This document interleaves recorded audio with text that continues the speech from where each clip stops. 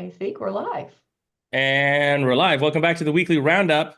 Here are the top 3 reasons why the Sasquatch is in fact real and not mythical.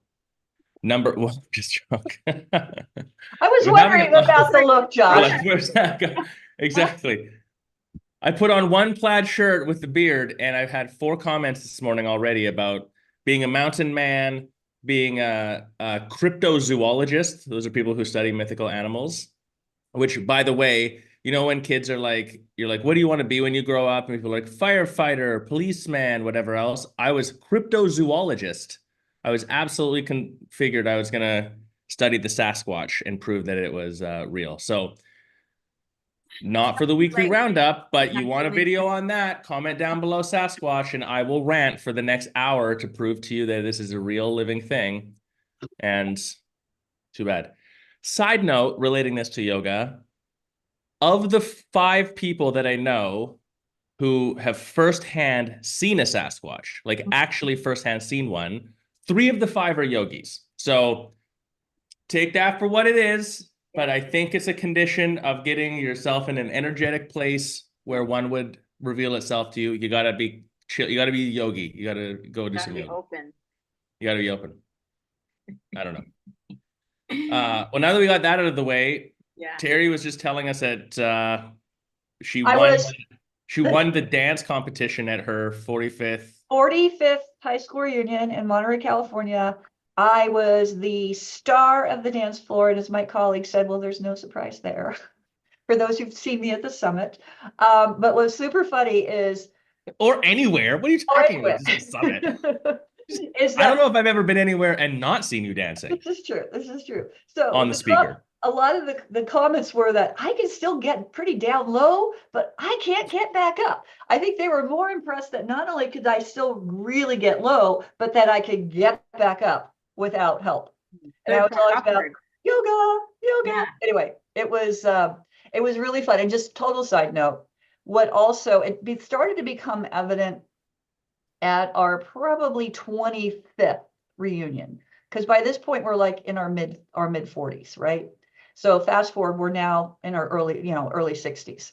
Is the one thing that I started to see, and I've talked to several of my classmates about this, and the same thing is you can really see the difference between people who have, for want of a better term, taken care of themselves in terms of nutrition, in terms of fitness, in terms of lifestyle, not heavy smokers, not heavy drinkers. And I'm not talking like you have to be like Tom Brady and weigh every macro and all that kind of like a top elite athlete or something like that. Just basic common sense, get good sleep, eat good food, and take care of your body. Do a yoga class. Yeah, take a yoga class, because so many of my classmates, I'm looking at them going, holy smokes. Yeah. They easily. And then you go to India and you sit on the street and you have lunch with I don't know, I was going to say 80-year-old woman, but she's probably 150, honestly. Yeah. And they're sitting in squat position. Sitting in Malasana. In Malasana, no problem whatsoever. Right. But, no problem getting up. No problem getting back up. Yeah. Yep. It was also really super cool too, because keep in mind, this is, if you haven't done the math, this is 1979. So grammar school 60s, middle school, high school in the 70s. And so they invited 6 of our teachers who still are one alive and live on the Monterey Peninsula to come. And it was so great to see them. And it's because they're like all in their 80s, and the oldest one was 96.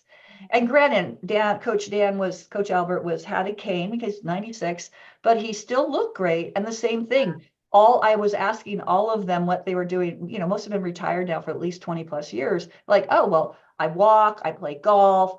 And the other thing is all of them, which was really fascinating, all were part of some group. Like all the science teachers, they're all friends. They meet every Friday. So social interaction. They meet every Friday and have breakfast and coffee together. Another Mr. Gimono, Mr. G, everybody called him. He was the civics and history teacher. So he's like, oh, I lead several men's groups. So the other thing that was really fascinating about it is talking to our teachers is that they have maintained that active, healthy, intellectual, stimulating lifestyle, even in retirement. Some of them are You know, one of my colleagues, actually one of my classmates now, oh, and that was the other interesting thing is how many, we're at the age of who's retired, who's not retired. So it's kind of about 50-50. But in talking to my colleagues that are my classmates that were retired, have retired, they're all still maintaining some type of, like one of my classmates was a principal at a school in San Diego. She now serves on a board of directors with a nonprofit to help with tutoring and homework and things like that. So they're all really still staying involved. So I just think that it's really interesting that to see that in action, right? To have this group of people that I've been seeing pretty much every 5 years since 1989, right? And then the teachers, and it just goes to show all of those things that we talk about in terms of longevity and living well, not just being sick, but living well. Quality of life. Quality of life. Like longevity is secondary to quality, in my opinion. Oh yeah. But I think one of the things that you're highlighting in your brilliant storytelling, as usual, Terry, is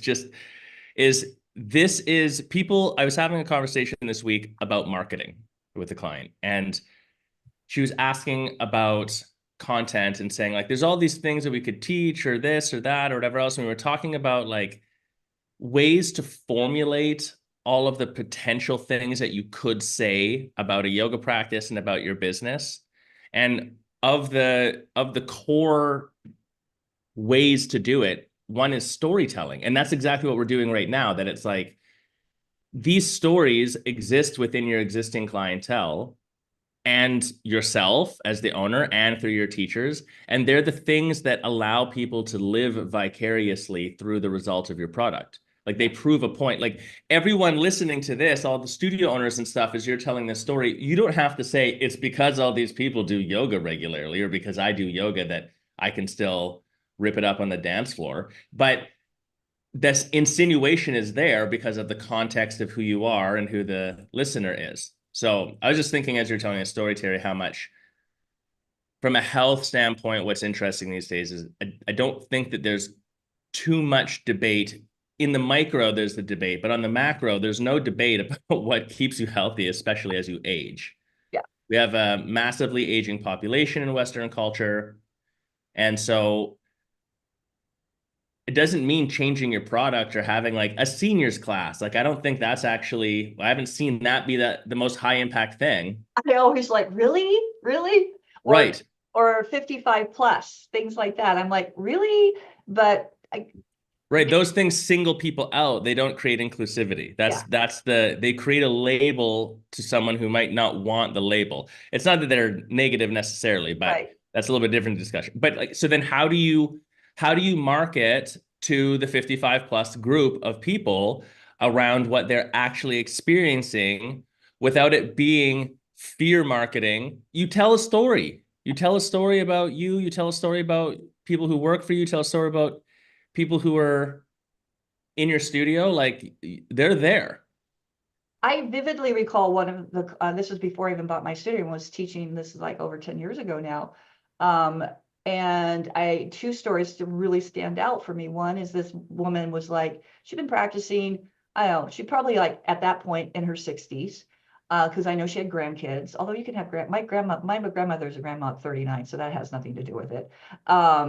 Is she was struggling, like she had knee issues or something, whatever. I do vividly say she was so excited because she was now able to get down on the floor and play with her grandkids because they're little, right? So the fact that she could actually get down on the floor, crawl around with them, and then get back up was really, really, and that's a great story right there.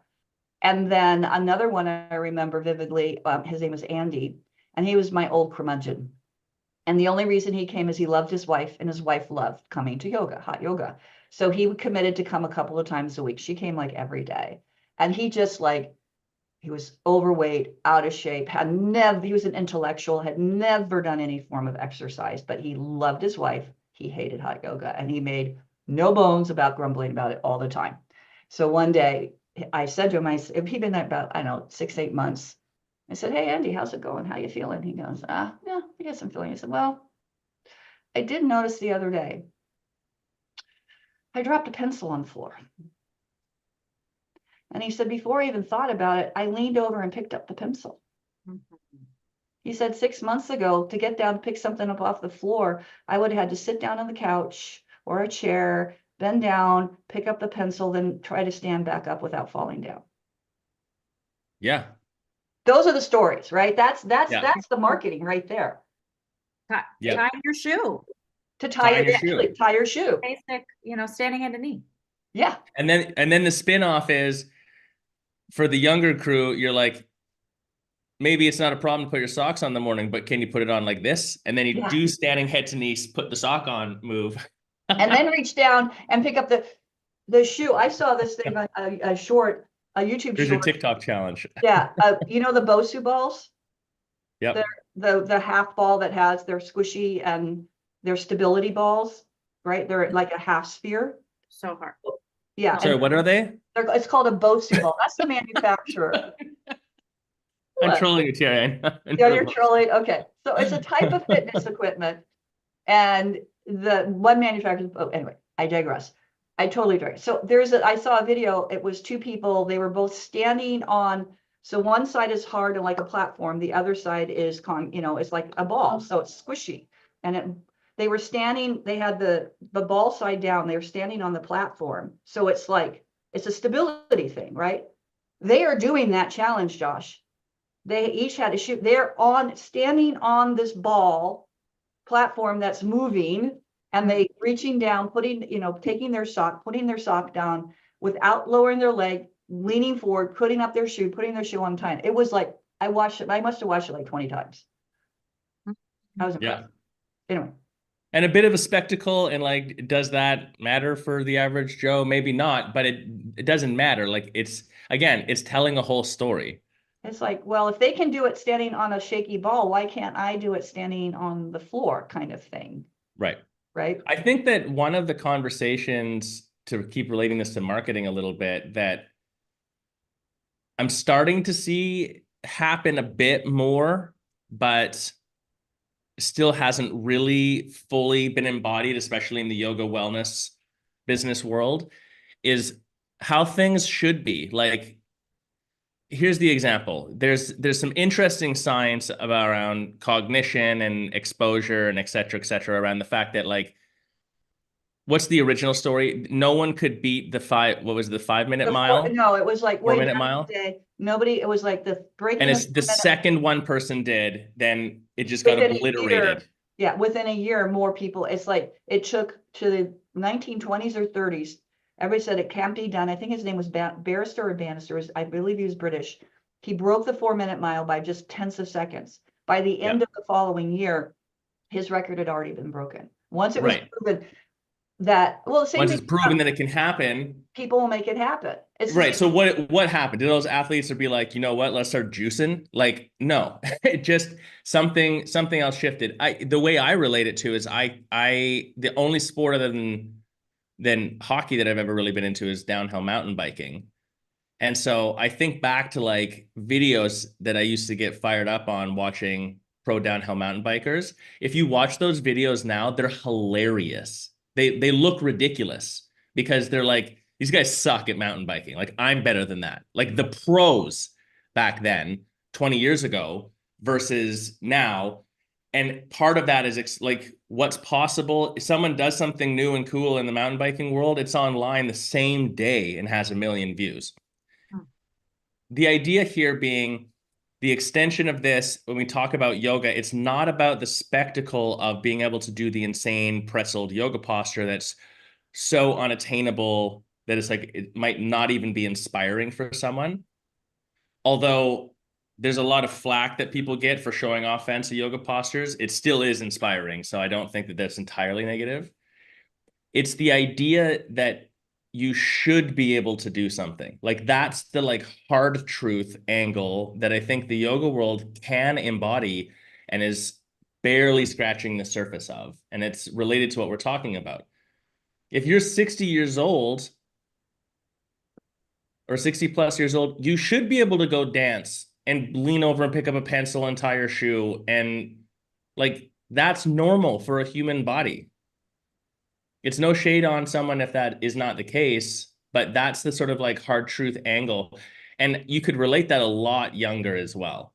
Like part of what got me into yoga again, the second round in my early 20s was that I was in my early 20s and everything hurt and I couldn't fucking touch my knees. And, you know, someone was able to just straight up stare at me in the face in a yoga class and be like, that's bullshit. Like, what do you mean you're 22 and you can't touch your knees? It's not supposed to be like that. You better do something about it. Yeah. For me, what I'm hearing a lot is about is like it's always it's a mindset shift, right? Whenever you see somebody else do something like that 4-minute mile, all those people were like, well, if they can do it, why can't I? It's like mindset shift. And so it's also taking me back to when you're talking about somebody being older. I think about my grandfather who in his 70s, he would play golf, he would walk. We were like, he has the legs of like a 27-year-old man. He had really nice legs. Yeah, it's weird, but and then all of a sudden he was shuffling. Like he couldn't move. It's like he decided he was old. When he turned 80, he decided. And then he just was old and he couldn't move as well. So I think about how it goes both ways, changing your mind about something can make a huge impact. So Somebody true. was just telling me about this podcast, which I haven't listened to, but it's about the placebo effect and how it's real. I mean, it's this conversation. It works because that mind-body connection is. Well, it also works in another interesting way. There was a social experiment. I read about it when I was working on my master's years ago. So this goes back, I forget, it was maybe the 70s or 80s, whatever it was, doesn't matter. It was these social psychologists and sociologists did this experiment at a welding school. All right. And so what they did was, and this was with the instructors. So they said the instructors, there was, I don't know, let's just say there were 80 people that were in this welding school. And they broke them into groups and they told the instructors, we gave a aptitude test to everybody who signed up for welding school. Yeah, I've read this. And this group of candidates here really showed a strong aptitude for welding, really kind of and then this group, they did all right. It was like they did fine, but this group really scored really high. And guess they told this to the instructors. There was no such test. They just randomly divided the group and just randomly said, okay, Carol, Nina, you're group A, Terry and Josh, you're in group B. Group A were considered to be more apt. Group B, we were just like, guess who performed better at the end of the however long the welding course was? No, not us. It was the group that were the instructors thought that they had a natural aptitude for welding. They taught to them differently. Yeah. Right. Yeah. It was just I think they expected more of them. And because they expected more of them, they did better. Yeah. Just what they expect. So think about your employees. Yeah. Right. If you expect them to do better, right, they will do better, which always kind of goes back to my whole thing. What my soapbox is, why do we have an out with this is not their primary job? This is a side gig. This is this. They only work part-time. They only do this. They only do that. Yeah. What's that have to do with anything? Exactly. Why does that excuse a reduction in quality? Yeah. Why do we expect less just because someone happens to be a lawyer and a yoga teacher? All right. It's like we should have the same expectations for all our staff, regardless of how many hours a week they work. Don't you want to have the best capable staff you have? And if someone's not achieving the results you want, do you make excuses for them, or do you either A, level them up, or B, get them out and get somebody in, and maybe look at yourself as like, well, maybe am I sort of unconsciously projecting this mediocrity or average, or like, maybe I as the owner feel, I don't know, weird or guilty or something about expecting a high quality of work. I think that let's jump into that a bit more, Terry, in a second, but there is a branch of sort of yoga philosophy that's very nihilistic in that speaks to the idea, and this is where Buddhism sort of branches off from yoga originally too, and leans more in this direction, in my opinion. It's the fallacy of free choice. It's the thought that we consciously are in control of what's happening, but we're not. Your subconscious is controlling everything. So when you label what's taking place for yourself, or you decide that something is or isn't true, your subconscious is actively conspiring to produce that result in your reality, whether that's within yourself or in your surroundings.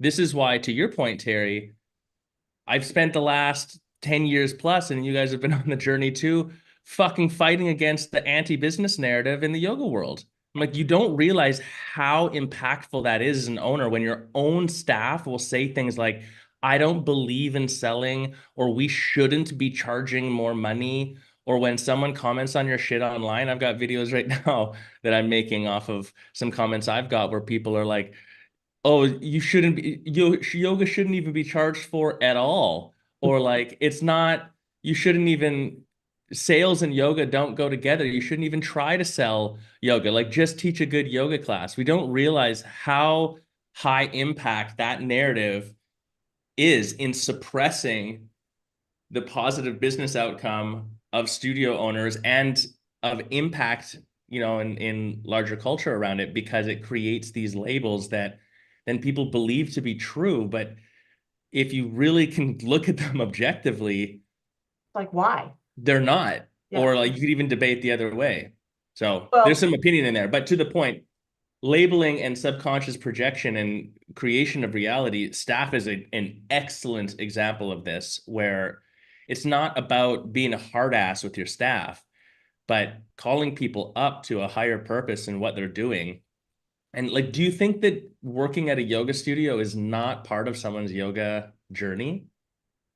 Yeah. If everything is yoga, then like, how is working at the yoga studio any less than just doing the asana practice? well, I there, always looked at it from that angle. yeah, I like that. And the whole narrative about what you just described, Nina was witness to this earlier this year when we were at an onsite. And, the whole teacher, like, I don't sell, it's not part of my job. And I was just questioning after we did the whole presentation on the why behind this is important and why it matters for a yoga studio and all of this, which she was like, yeah, I understand that. Yep, and then was straight up said, she's just straight up said, I'm not going to do this. Just straight up. I don't do selling. I am not going to do this process. And then I was like, okay. So I was just kind of questioning her and say, well, let's talk about that. And so I was kind of pushing back a little. And then Nina could attest to this. She finally just looked at me and said, stop it. You're annoying and I don't want to talk to you anymore. She had a temper tantrum. Yeah, straight up. And you could have heard a pin drop. My 8-year-old said that to I me was last like, night. with the popcorn. Yeah. This is amazing. And so it was like, okay, I just took a breath. Nina as a new coach. I know. There's a new coach. First onsite. Yeah, it was Nina's first onsite. You were such a boss. The way you were so cool. You seemed completely unfussed. Well, that is good because like I'm glad I projected that because inside, because I wear my Fitbit and it tracks like your what's called your cardiac zone minutes. So during that 4-hour presentation, I got like 120 zone minutes because my heart was going. Side benefit of having side benefit of having these hard conversations. Cheating on the step counter. Cheating on the step counter. So it was pretty. I said, well, I told her after. I said, I'm glad I presented that calm exterior because inside, I was like, oh my gosh. Which total side tangent. I'm going to pull this back to my sister. My younger sister was a police officer for 30 years. And she told me one time she'd only been on duty in the field a couple of years. So she was in her like early 20s. And it might even been her first year. And she's been a cop since she was 21. So, and she said, got called to our favorite thing, Josh, a dive bar, a motorcycle dive bar there was a fight going on. And here now she's tall like I am, and with all her gear and everything, she was very imposing. But still, she shows up this biker bar with all these dudes and to break up a fight. And she said, "Now I know why police officers they wear those aviator glasses, because if they could have seen my eyes to see how scared I was." And she said, "I had my hand on my gun and my hand on my baton just because my hands were shaking so bad." Yeah, just to hold them still. Just to hold them still, so they weren't trembling. And but she talked them down, and they all was cool. But anyway, but yeah, that whole thing of that calm exterior, even when the inside is nothing but jelly. But Well, eventually, that relates. Go ahead, Nina. she followed. She got in line eventually, Yeah. and you're working with that Yes. student now. Yes. Oh, yes. Yes. She All these did. months later, She did. I did then of course my objective and my goal for the rest of the week, because this happened the first day we were there, or the first day we were there, my objective and goal for the rest of the week was to get her on board. And she did come around, and she did come up and say, "I've really thought about it, and I understand now what you're trying to do, and I am going to try." I said, "Great. That's all that we ask, is just try." And I also think it didn't hurt that one person who was really anti the whole thing decided to quit while we were there. Which isn't, I remember us talking about this scenario, not a bad thing. It was not a bad thing. It was absolutely not a bad thing. And this is a good what? segue to sort of some staff management stuff. I know that you had brought that up before, Terry, too. But yeah, I think that the objective in an onsite is never for us to disrupt the team. On the other hand, one of the objectives of the onsite is like to have someone else that is representing the bigger vision for the owner and for the business, and is able to stand in those conversations. Even if I've had this happen to me multiple times at studios where like I've had to be the bad guy, not the bad guy like I'm saying anything negative, not a personal affront in either way, but I don't need you to be in love with me at the end of the onsite when we're talking about what needs to happen at the front desk. Yeah. That's fine. You can hate me, but we need to have the discussion. It's like having those hard conversations. The bigger thing being going back to this labeling and projection, but then by extension as the owner, to what you're saying, Terry, it's like holding people accountable to a standard. So when you were saying, like, oh, it's not their primary job, so I shouldn't expect this of them. It's not about expecting more of someone. It's about defining what to expect. In this business, this is the bar of quality that like, this is not a negotiable, this is a boundary. It's not a negotiable thing. Yeah. Not because I am me and I want to be a butthead, but because like, if not, literally, what the fuck are we doing? And if it's not a fit, so good to know that. Right, no problem. I'll move on. I can't make you do anything. Yeah. You have to want to do it, which is sort of what I had brought up as a kind of segue into what we were talking about before we came on is, and what you said is, what is the expectation? And that goes to, well, do you have a very well-defined job description? And what the expectations are, and then what are the accountabilities of that job description? What are the metrics that tell us that you're performing your job correctly, or to your not so much correctly, but correctly, and you're doing what needs to be done to achieve these metrics, right? And I think we're talking about working with a couple of clients right now, long-term businesses whose organizations have grown, and the existing things they have in place, which happens in growth, are sometimes not working so well anymore. What worked for them 10 years ago, even 5 years ago, is not working for them now. So part of that is when you do have, like, we like to call it an accountability chart, it is a living, breathing document. It's not a static document, and it needs to change as the needs of the business change. And that's why you talk about defining the seats in the chart. What is the role? What is the seat within? What are the metrics attached to it? How to say, are they performing to the level we need them to? And what is the main outcome of this? And defining those things is of paramount importance to any organization, whether right now you're doing all of them. Right? I can say, well, it's just me and 3 teachers. Okay, fine. Let's define. Okay, but you're also doing finance. You're also doing marketing. You're also doing social media. You're also doing hiring. So let's define those roles now, So that then the benefit of having that defined, if you're a brand new business, is as the needs grow, you're like, oh, I've already got this done out. This I'm going to have, now I'm going to hire somebody to do this. Now I'm going to hire somebody to do this. And it makes it easy because you've already thought about it in the beginning. And if At you least have, getting something started. Yeah. Because this is a Yeah. living, an org chart like this, an accountability chart's a living document. Like it's never static. That's just the nature of business. I like what you're saying about the, clarity of responsibilities and metrics of success. It is a little baffling how common we experience that, where it's possible to go into a studio or to have someone come on and we're like, okay, well, who's responsible for this? And they can't answer the question, or it's like the responsibility shared across Or multiple people, but not with any level of clarity, not because that's advantageous, but because it's just like, well, I don't know, sometimes Nina kind of does this and then we ask Carol to do that and whatever. It's not, but then the extension of that is that then when we talk to the people who would participate in that, they don't have a congruent viewpoint. They're like, well, no, it's not my responsibility. We're like, but you're not responsible for social media, but you are doing social media posts. Yeah, well, sometimes I do them, but it's not like something I do. We're like, well, we see that a what? lot.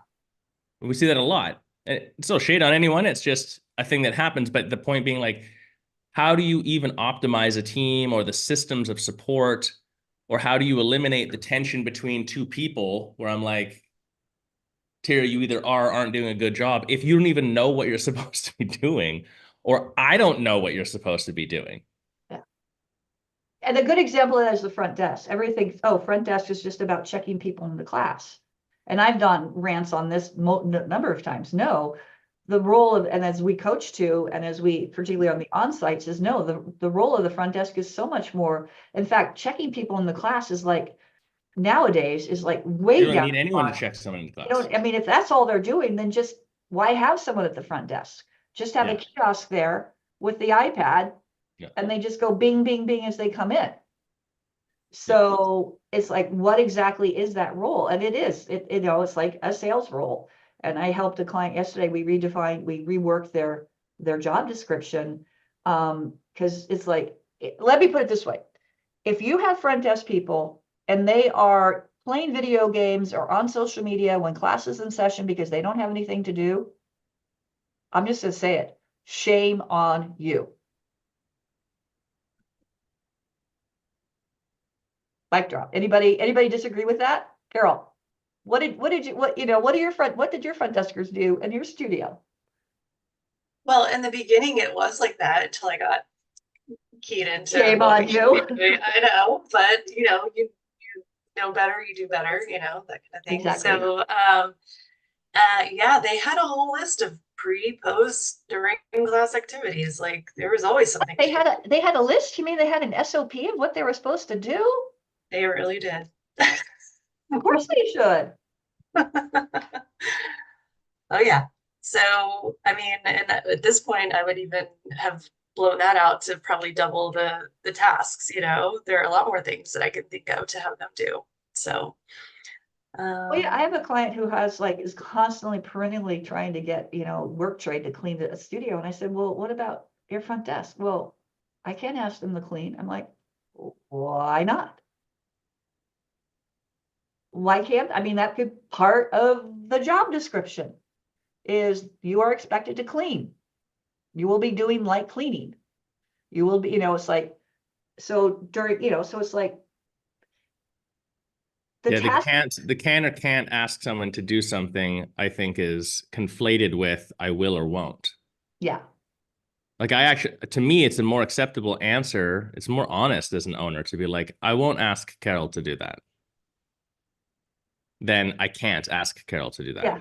Yeah, that is a huge distinction. Yeah. I'm like, no, Carol's busy doing this stuff. I don't want her to focus on cleaning. Right. I won't ask her to. Okay. Yeah. Cool. Then let's solve how we're going to get this place clean. Yeah. But that's completely different. Like that's coming from a place of empowerment for everyone in the team and looking at it with a more critical thinking mindset than like, well, I can't. That's labeling again. Like there's some rule in place. Why? Why can't you? And this could be part of like up leveling your staff. It's like as the studio grows, and if you have multiple shifts of front desk people, front desk or whatever you choose to call them, it's like you can have like your front desk level 1, like your kind of like your entry level, brand new, where they do the basic things. And then, okay, then either like the level 1 would be, I don't no longer have to do cleaning because I am now responsible for these additional tasks. That so you can have even levels within your organizations, like base thing. Yes, these are the things. Oh, I don't want to clean anymore. I'm going to get what I need to do to get to this next step. So this is how you can also help, even in a small business, up level people to get them excited about working for you and gives them a path to work towards. Beyond just, even with like a teacher, if you had like a lead teacher position. And if You know, have, what are you seeing? I'm thinking about a studio that has a problem of turnover with front desk and I'm kind of wondering why that is. I think that they're not paying enough. Could be bad equation. This is an interesting one. I actually did a video. I don't know if it posted yet or not. Talking about, I was on a panel of 5 industry consultants or whatever a couple of years back, and they asked the panel, like, what are you looking for in a good employee? Like, what are you hiring for? And maybe it was the semantics of how they worded the question. Every other person on the panel said loyalty. And then they polled the crowd before they got to me. And we're like, who else is looking for loyalty? And everyone put up their hand, every single person in the room. And people are nodding their head, oh, yeah, loyalty or whatever. And I just remember feeling really annoyed. And I probably answered kind of like an asshole because I was like, that's bullshit. Loyalty is a result. yeah. Like loyalty is something that you earn over time. It's not something how do you hire for loyalty? And the idea that it's even a characteristic of an individual that you would look for rather than something that happens that any human on the planet can be loyal if it's the right equation. So to your point about pay, turnover, whatever else, if you want loyalty, if you want that result, I think it's more around like what's the offer, but the responsibilities and stuff play into this, in my opinion, way more than people think. Like one of the reasons that you turn over staff is that they're bored.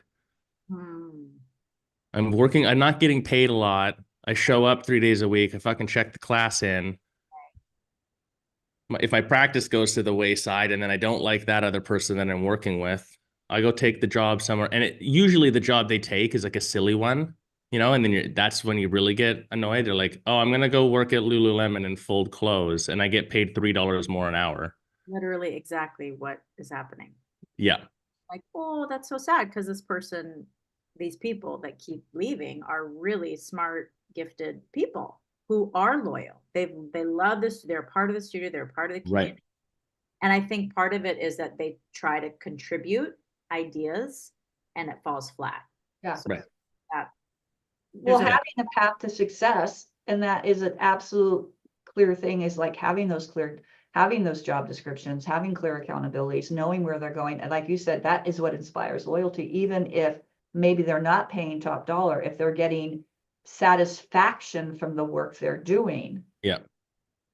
Right. Yeah. And then there is that pay equation. And one could look at, okay, they can make $3 more an hour. And I know people that, oh, I can't afford to pay that. It's like, well, can you not afford to pay that? Because if by paying more, you're going to get those quality people and they're going to stick around and invested all this training in them, then isn't that, and they're going to there in turn help you get more sales and get more members. And so now you're all of a sudden your MRR has doubled because you've been compensating people well. I think there's a direct correlation between compensation and sales, because then people they want to do it because they're and Josh, you said this number of times, is in our society, our worth in a job place is by what we are paid. It's in the top 3 contributing factors.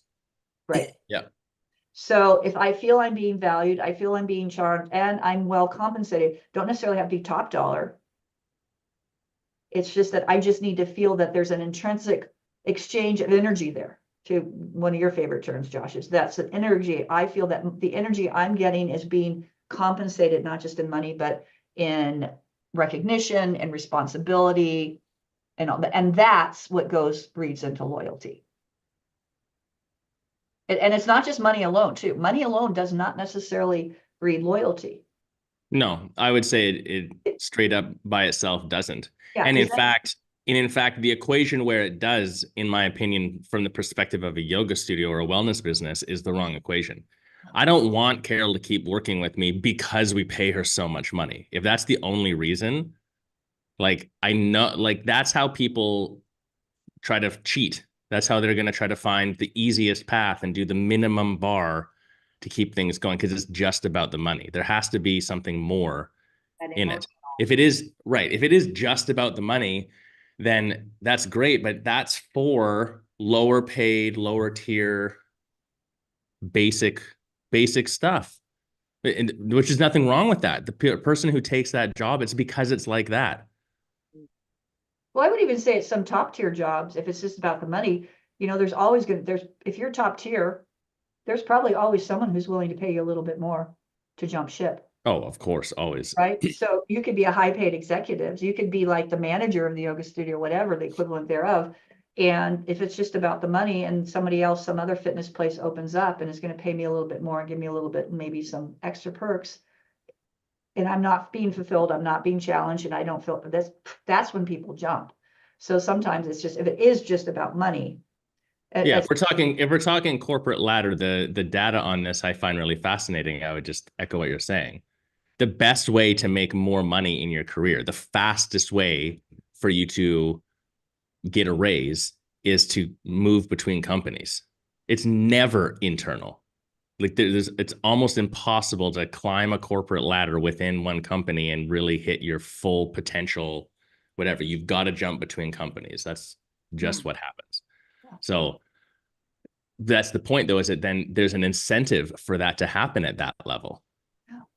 Or going back to Nina's commentary, like, okay, you've got people who are really bought in on the vision and stuff, and they're trying to add to it, but like, they don't have an outlet, and maybe they're not getting paid, like, they're not paid enough for that to be a reason to stick. So it's like the whole equation is a little bit off. Well, you can also look at too, as I was saying about the difference in pay. You pay them $3 more. And I've done this with clients with either raises or I can't afford this one. I can't afford front desk. All right, well, let's look at this. If, and when we look at it and you break it down, it's like, in one case, this is several years back, and she's like, I can't afford front desk. I said, okay, let's look at this.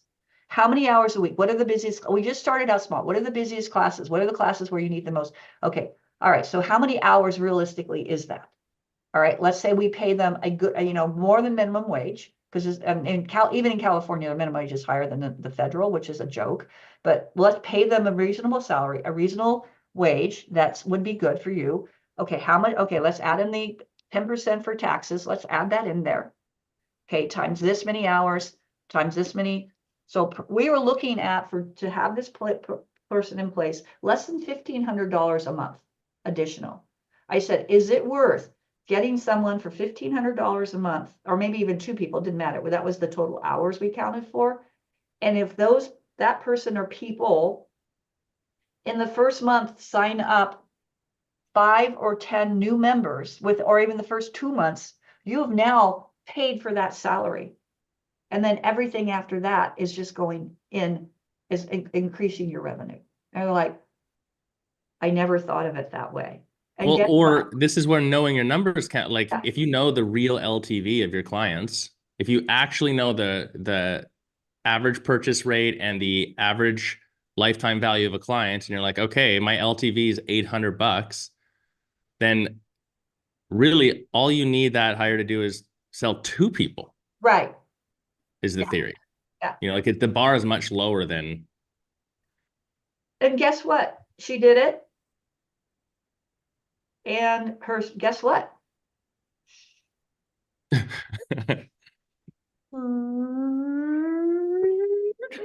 Oh, she doubled what she's paying herself.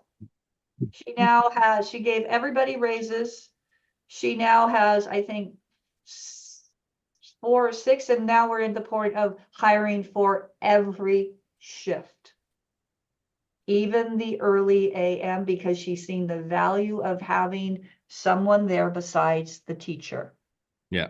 Yeah. Poco a poco, one step at a time. Yeah. But she just started with 2 people, the busiest classes.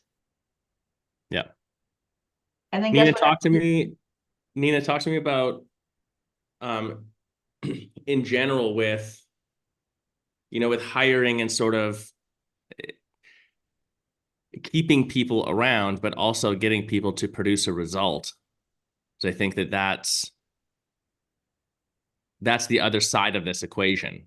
It's not just about making the equation good that they want to stay. It's also like, how do you sort of get them to participate in a way that is advantageous for the business?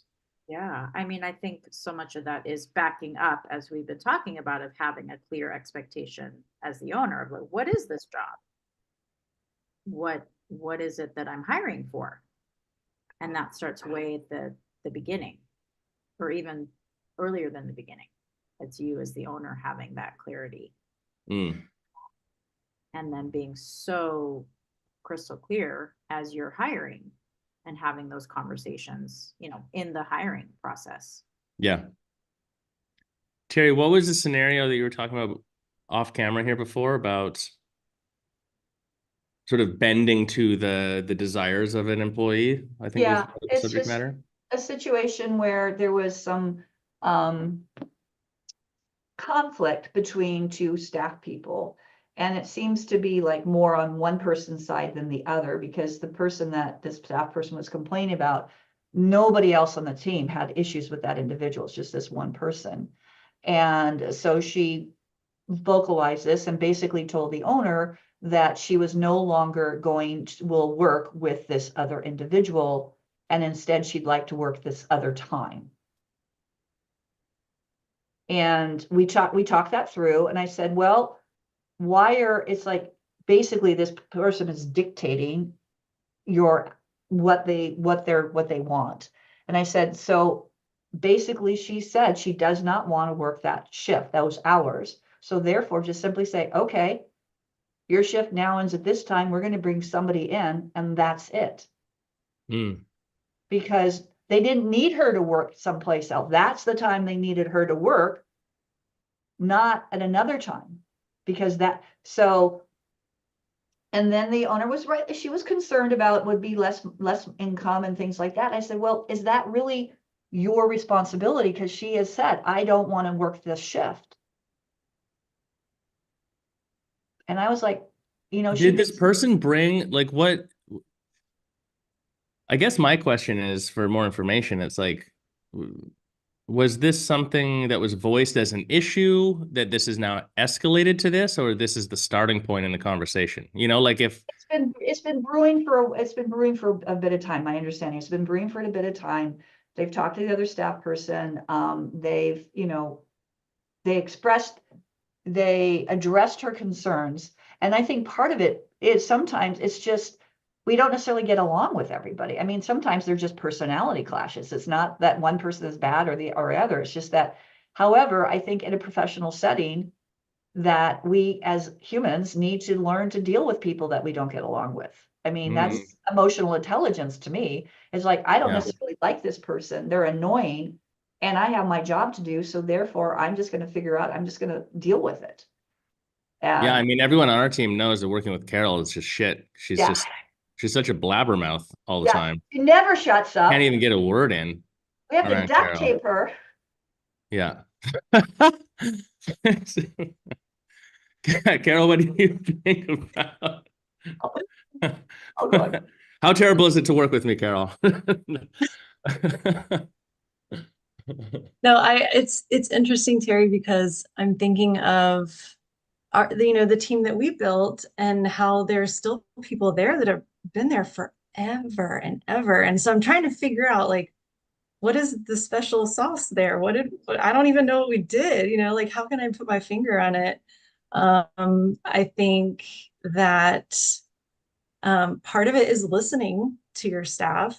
And, as far as schedule goes in that situation, I think I would do my best to, I guess my business partner actually did online. So she told me like if I tell them if I can get you at least 80% of what you want, that's my goal. Cause like there's no way I can make everybody 100%, I like that. but I like like that. I'm gonna do my best and I'm gonna listen to you and try to accommodate the best I can. And I think that's, that worked apparently. We have people again that are still at this my home studio. So um but yeah, I think it's interesting too.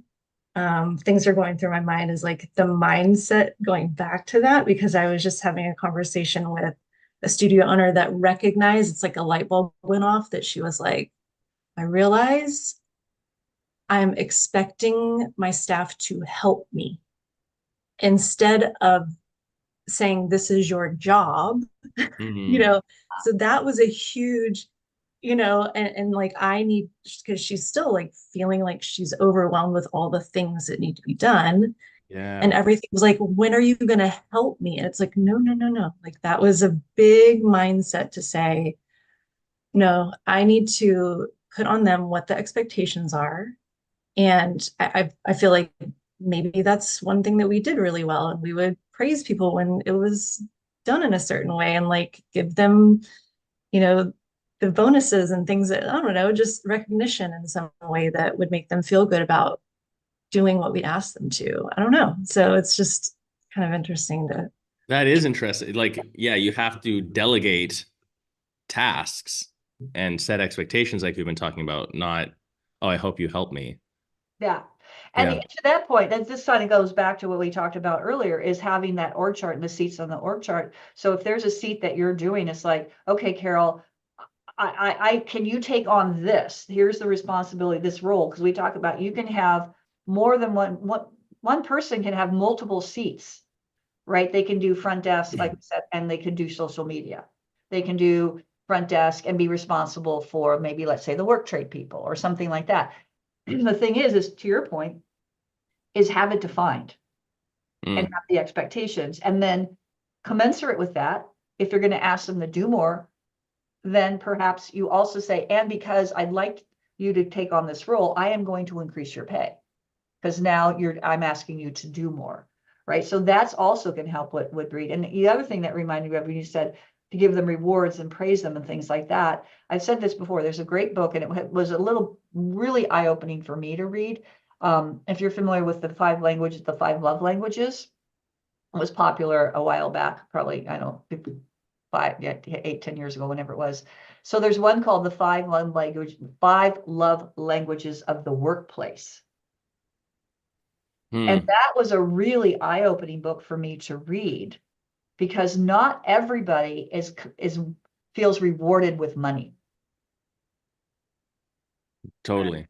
Right? I mean, certain people, like salespeople in particular, yeah, if you give a sales goal, that reward is money, but sometimes it's like praise, like you said, acknowledging them, giving them a shout out in to the rest of the staff.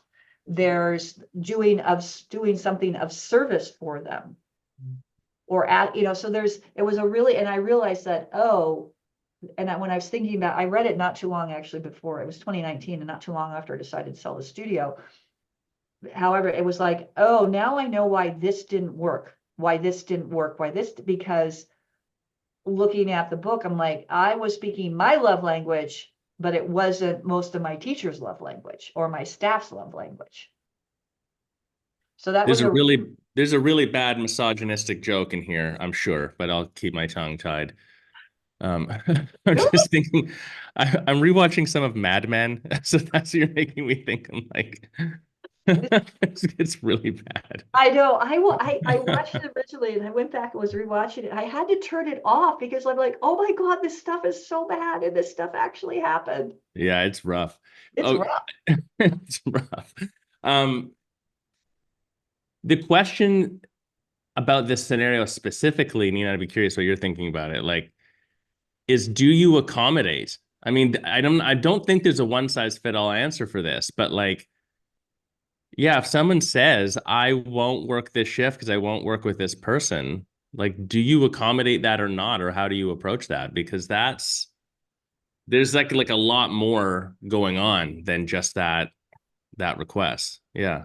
I think that begs a conversation, and there's no formula. Like, as the owner, I would want to get behind their eyes. Mm. I would be asking questions, Mhm. and the answers would lead me to the next step. And you Totally. might get to the place of, oh, this isn't a fit, or you might get to the place of like, how can we be creative solution finders in this, like, and then invite them behind your eyes, Yeah. But I get, yeah, as you're saying that, what's coming up for me is like, does the team have an internal culture document? Like, are there core values? Are there expectations of behavior as part of the team? I was thinking about the idea of professionalism, that like, I've had all sorts of jobs where I don't really like someone that I'm working with, but not liking someone is not the same as disliking them. You know what I mean? Like, you can have a professional relationship with someone and you can work as a team professionally and appropriately, but I can be very clear that like, and we're never going to talk outside of work because we're not friends. It's not a problem. It's just what it is. But I can be friendly and I can work with them and I can be Right. kind. And Yeah. So I guess like, what's the expectation around that, or how do you? I'm thinking for a yoga studio, it's more complex unnecessarily, in that like, everyone in a yoga studio, it's normalized for them to be friends. It's an unwritten expectation that like, oh, you're part of, I've even heard studios be like, oh, you're part of the family, like that sort of thing, which is, the corporate America speak, which we all know is complete horseshit when you start really getting into the bigger corporate culture of things. But on a yoga studio, it's like the owner experiences this too, where they're friends with all their staff, and then that actually diminishes their power and their ability to hold people accountable sometimes. As the owner, like, you're not their friend. But between colleagues, there is also sort of an insinuation that you should be friends with everyone, a conflation of friendliness with being friends or something. I see very common. and then, the fact, and we just happen to have a core values workshop coming up in a couple of weeks. Sure do. So and it does help when you have your core values really defined, not just, a lot of people have their core values, on a piece of paper, but how do you translate that into an actionable document that you can use to help guide you in your business to make business decisions? We have our core values written out, very clearly written out, and we try to read them like at every meeting so that we're always familiar with them. And they came into play earlier this summer when we had to as a leadership team, had to make a hard choice about something. And we used our core values as a defining way to decide A or B. Yeah. And we've used them multiple times. It's just, they're very clarifying. They're very clarifying. So if you want to understand how you can make your core values more than just words on a piece of paper or words on your website, and maybe they're not even necessarily the right words, who knows, is that on Friday, October 11th, from, I think it's middle of the day. I don't want to misquote because we got all the different time zones going on, but if you go to the YC and to the network, it's posted right there. And we've been sending out numerous emails about it, and it's a great value. I feel $199 for a high level workshop like this is a phenomenal value, and you can get your team involved. And Is it free for Summit people? Is that right? It's free for Summit if you're sign up for the Yoga Business Summit in November. This is a free workshop, because this is actually, it's not it's semi-mandatory, but this is a precursor to what we're doing. Free homework. Yeah, it's like pre-homework. as well. Because I think one of the things that Sherry is exceptional at, that ties all our conversation in, is it's not just about like writing down your core values, like you're saying, Terry. It's how do you actually embody these into your business? So, and we should also say she's a yoga teacher. yeah. So she also brings that special sauce to the whole recipe because she works in our industry. She is a yoga teacher at one of our member studios in Colorado, and I've met her. She's a lovely human being. And She runs a yoga retreat business too. They do, I don't know, 10 retreats a year or something. Yeah. She gets the angle of the yoga side of it. The yoga side of it. In a unique way. And she understands how this works. So yeah, so check it out. There's because it's virtual, there's plenty of space. And when you do sign up, you'll actually, if you sign up now, which I would recommend, because there is some pre-homework that you could do that she would like everybody to do before. So, I mean, you can sign up last minute, but then you might be a little bit behind the 8 ball on the call, but sign up for it. It's a great value. I had someone say, well, that's kind of expensive. And I said, well, not really. You know, you go out and, you know, it's some people for a 2-hour workshop are charging 2-3 times that, right? Oh, easily. So, easily. So and if it helps you, here's the thing. If it helps you in your business, if it's something that really can inspire and help you with a lot of these conversations with staff, with employees, with clients, then I would say it's priceless.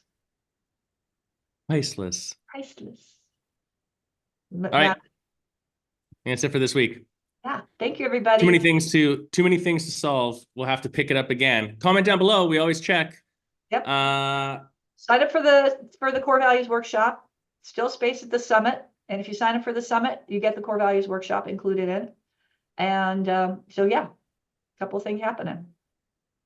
Here's my question of the week. Do you have an internal culture document? Have you actually documented, it goes beyond even core values, what your internal culture of your studio is supposed to be and what that looks like, what the expectations are, and how to actively embody that?